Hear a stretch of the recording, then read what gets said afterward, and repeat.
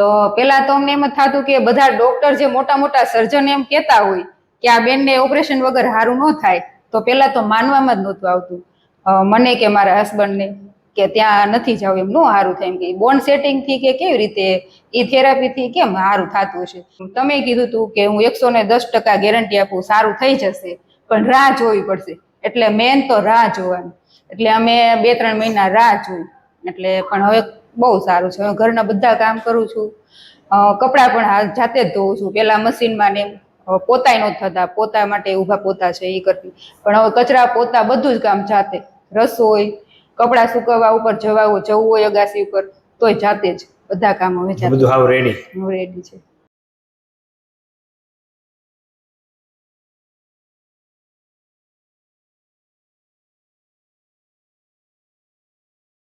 તો નમસ્તે મિત્રો, આપણી સાથે અત્યારે નીતા માતાજી છે, જેમને L5S1માં ડિસ્ક હર્નિએશન હતું અને એને ખૂબ તકલીફ હતી. તો આપણે નીતા માતાજીને પૂછીએ કે એને કેવી તકલીફ થતી હતી. માતાજી, આપ ક્યાંથી આવો છો અને શું તકલીફ હતી તમને? હું બોટાદથી આવું છું અને મને ખૂબ તકલીફ હતી. પહેલા તો બે વખત ત્યાં ટ્રીટમેન્ટ કરી, દવાખાને 2 જગ્યાએ દવા બદલી, ત્યાં હોસ્પિટલ છે ત્યાંથી લીધી છે. તમે બોટાદથી આવો? પછી તોય ફરક કાંઈ નહોતો પડતો. પછી ત્યાં ડોક્ટર કહે કે તમે MRI કરાવો તો તમારે જે તકલીફ હોય ને એ આવી જાય. ચલાતું તો બિલકુલ નહોતું. બે ડગલા ચાલુ ને ત્યાં મારે બેસવું જ પડે, એટલી તકલીફ હતી. બેસવું જ પડે, ઊભી ન થઈ, ઊભું ન રહેવાય, કાંઈ કામ ન થાય. રસોઈ બનાવી હોય તો 2 રોટલી બનાવું તો બેસવું જ પડે, ફરજિયાત બેસવું પડે. પછી પાછી ઊભી થઈને પાછી બનાવું, એટલી તકલીફ હતી. કાંઈ કામ ન થાય, કાંઈ ચલાય નહીં. સૂવું તો સૂવામાં તકલીફ પડે, બધું દુખે. આ કમરથી લઈ આ પગ આખો દુખતો મને, એટલી તકલીફ હતી. આમ તમને ક્યારે આમ ખાલી ચડતી કે એવું કાંઈ થતું? હા, અને પગ આખો ભારે થઈ જાય, અને પછી સૂતી હોય ને પછી પછી તો ઊભું થવામાં બહુ કેવડાવે. પછી તો કેમ આમ પગ આખો ભારે ભારે થઈ ગયો હોય, એટલે થોડીક વાર તો 2-3 ડગલા તો હલાય જ નહીં, ચાલી જ ન શકું બિલકુલ. પછી થોડુંક ચાલું, પછી હરફર થાય ને પછી ચાલી શકું. બાકી તો આમ પછી તો મારું ઊભું થવામાં બહુ તકલીફ પડતી. કેટલા વર્ષથી હતી આ તકલીફ? તો આમ તો મારે એટલી બધી તકલીફ કાંઈ હતી નહીં, પણ પડી ગઈ કે નહીં પછી તકલીફ થઈ ગઈ. આ પાછળનો ભાગ મારે ઘરે આમ 4-5 મહિના થયા છે. 4-5 મહિનાથી પછી તમને ઓપરેશન કે એવું કાંઈ કીધેલું?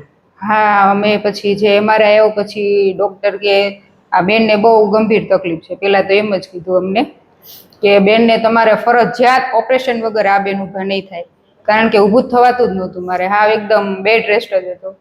તો કે તમે ગમે ત્યાં તમે જાઓ ને, ગુજરાતના કોઈ પણ હોસ્પિટલ ગમે તમે ડૉક્ટરને બતાવો ને, તો આ બેનને ઓપરેશન ફરજિયાત જ છે, એવી વાત કરી હતી મારા હસબન્ડને. પછી એમને કીધું કે આપણે ઓપરેશન ફરજિયાત કરાવવું જ પડશે, એમ કે તો જ તું ઊભી થઈ ગઈશ, એવું ડૉક્ટર કહે છે. અમે સુરેન્દ્રનગર, પછી બોટાદ, સુરત, અમદાવાદ, જે બધા સ્પાઇનના સ્પેશિયાલિસ્ટ છે ત્યાં બધે અમે રિપોર્ટ આપ્યા હતા. તો બધા એક જ વાત કરી હતી કે આ બેનને ઓપરેશન ફરજિયાત છે. પણ પછી એક ભાઈ, અમને એ ભાઈનો ખૂબ આભાર માનવો જોઈએ અમારે. એ ભાઈ છે અમારે, તો એ ભાઈએ અમને અહીંયા આવવાની સલાહ આપી. તો પેલા તો અમને એમ જ થતું કે બધા ડોક્ટર જે મોટા મોટા સર્જન એમ કહેતા હોય કે આ બેનને ઓપરેશન વગર સારું ન થાય, તો પેલા તો માનવામાં જ નહોતું આવતું મને કે મારા હસબન્ડને કે ત્યાં નથી જવું, એમ નો સારું થાય, એમ કે બોન સેટિંગ થી કે કેવી રીતે એ થેરાપી થી કેમ સારું થતું હશે. પછી ભાઈએ રિક્વેસ્ટ કરી, અહીંયા ભાવનગરથી અમારે એક ભાઈ છે, તો હું કહું ને એમનો ખૂબ ખૂબ આભાર.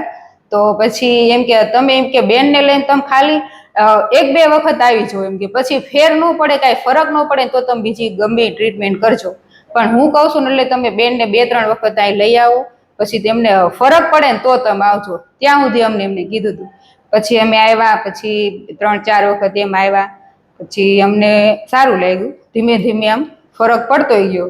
કહેવાય ને કે તમે કીધું હતું કે હું 110% ગેરંટી આપું સારું થઈ જશે, પણ રાહ જોવી પડશે. એટલે મેન તો રાહ જોવાની. એટલે અમે 2-3 મહિના રાહ જોઈ. એટલે પણ હવે બહુ સારું છે. હવે ઘરના બધા કામ કરું છું, કપડાં પણ જાતે જ ધોઉં છું. પેલા મશીનમાં ને પોતાય નહોતા થતા, પોતા માટે ઊભા પોતા છે એ કરતી, પણ હવે કચરા પોતા બધું જ કામ જાતે. રસોઈ, કપડાં સુકવવા ઉપર જવું હોય અગાસી ઉપર તોય જાતે જ બધા કામ હવે જાતે બધું હાવ રેડી. રેડી છે. સરસ. અને દવા, ઓપરેશન, ઇન્જેક્શન હા, વગર? ઇન્જેક્શન વગર, દવા વગર, એકદમ. એટલે સાહેબનો ખૂબ ખૂબ આભાર છે કે સરસ છે અહીંયા જે બોન્ડ સેટિંગ થેરાપી. મારા જેવા એવા ઘણા બધા આવી તકલીફમાંથી પસાર થઈ રહ્યા હોય તો એના માટે પણ આ થેરાપી બહુ સરસ છે. રાહ જોવી પડે કેમ કે એક આમ મહિનાથી કે એમ ફરક નહીં પડે, પણ 3-4 મહિના કહેવાય ને કે ધીરજના ફળ મીઠા, એમ ધીમે ધીમે બધું સારું થાય છે, પણ સારું ચોક્કસ 100% થઈ જાય છે. સરસ. તો મિત્રો, આ માતાજીને જે તકલીફ હતી એનો MRI એક્સરે આપણે જોઈએ.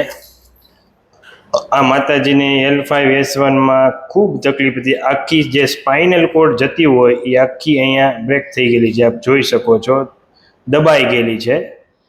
અને આ માતાજીની બહુ પરિસ્થિતિ ખરાબ હતી, ચાલવામાં, બેસવામાં, ઊભા રહેવામાં.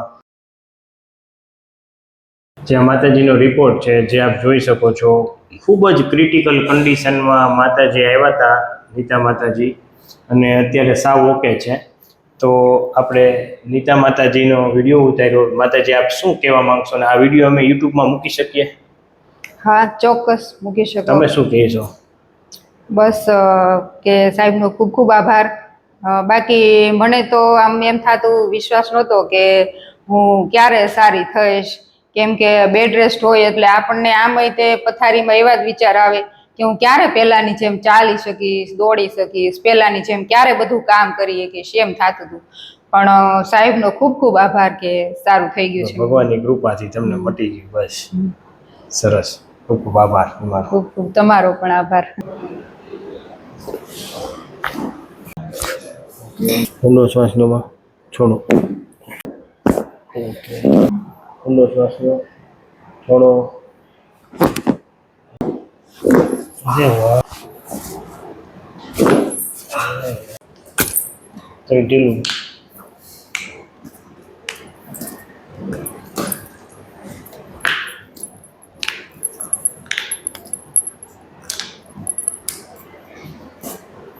હાવ લૂઝ નહીં.